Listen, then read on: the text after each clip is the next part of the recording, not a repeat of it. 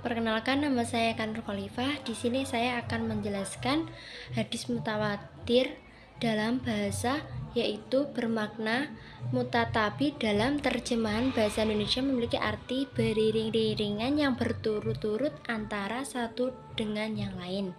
Secara terminologi, hadis mutawatir adalah hadis yang diriwayatkan oleh perawi yang banyak, yang menurut adat kebiasaan mereka tidak mungkin bersepakat untuk berdusta. Hadis mutawatir menjadi dua macam. Yang pertama, mutawatir latsfi. Latsfi adalah hadis mutawatir yang memiliki lafadz dan makna yang sama dari semua jalur perawiatannya. Dan di situ juga ada ayatnya. Terus selanjutnya yang kedua ada hadis ahad.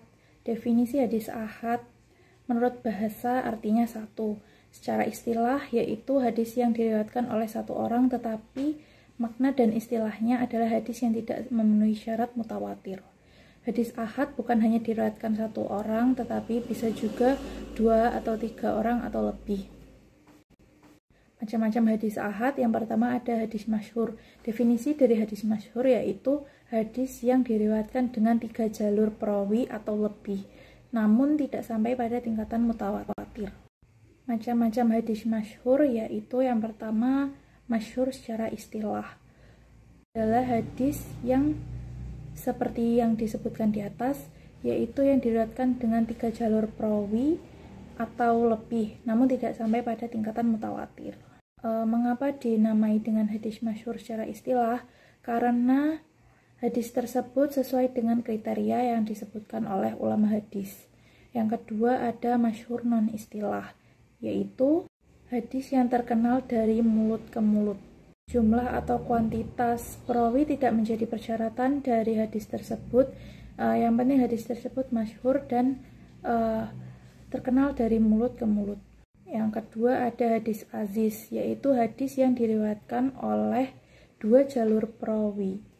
Riwayatan dengan 2 jalur perawi sebagaimana yang disebutkan dalam definisi di atas, yaitu tidak harus di semua tingkatan sanad tetapi cukup di satu tingkatan saja, dengan syarat di tingkatan sanad yang lain tidak kurang dari 2 perawi.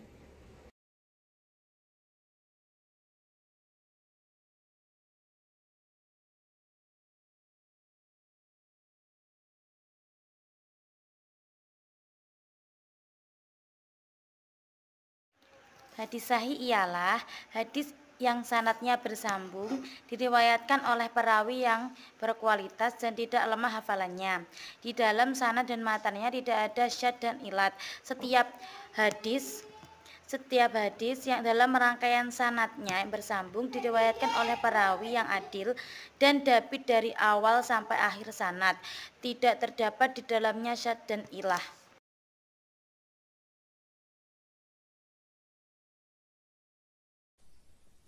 Hadis hasan. Hadis hasan hampir sama dengan hadis sahih, yaitu hadis yang rangkaian sanadnya bersambung, diriwayatkan oleh perawi yang adil dan dhabit, tidak terdapat syadzaz dan illah.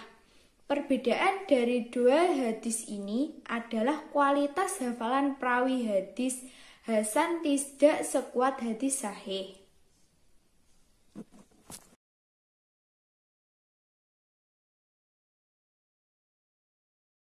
Macam-macam hadis hasan. Hadis hasan li dzatihi. Hadis hasan li dzatihi adalah hadis yang dengan sendirinya telah memenuhi 5 persyaratan hadis hasan, yaitu para perawinya terkenal kebaikannya, tetapi daya ingat dan hafalan mereka belum sampai kepada derajat para perawi. Hadis hasan li ghairihi. Yang dimaksud dengan hadis hasan li ghairihi adalah hadis dhaif yang jalan atau datangnya terbilang lebih dari 1 jalan, dan sebab kedhaifannya bukan karena perawinya fasih atau pendusta, tingkatan hadis Hasan li ghairihi adalah tingkatan yang paling rendah di antara hadis maqbul, yaitu hadis sahih, sahih li ghairihi, dan hasan li zatihi.